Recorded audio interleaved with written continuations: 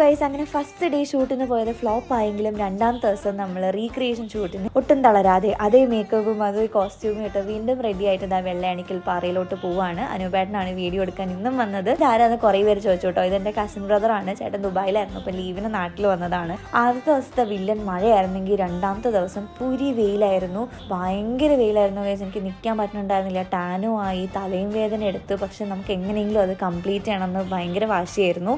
അങ്ങനെ ആദ്യത്തെ costume complete ചെയ്ത് രണ്ടാമത്തെ കോസ്റ്റ്യൂമിലും കുറച്ച് ഷോട്ട് ഇവിടെ എടുത്തിട്ട് നമ്മൾ നെക്സ്റ്റ് ലൊക്കേഷനിലേക്ക് പോവാണ്. അവിടെ എത്തിയതിന് ശേഷം ഈ കോസ്റ്റ്യൂമിലും അടുത്ത കോസ്റ്റ്യൂമിലും എല്ലാം ഷടപടയെന്ന് എടുത്തു. BTS ഒന്നും എടുക്കാൻ ടൈം കിട്ടില്ല, കാരണം മഴ സ്റ്റാർട്ട് ചെയ്തു. ചെറുതായിട്ട് മഴ പൊഴിയുന്നുണ്ടായിരുന്നു.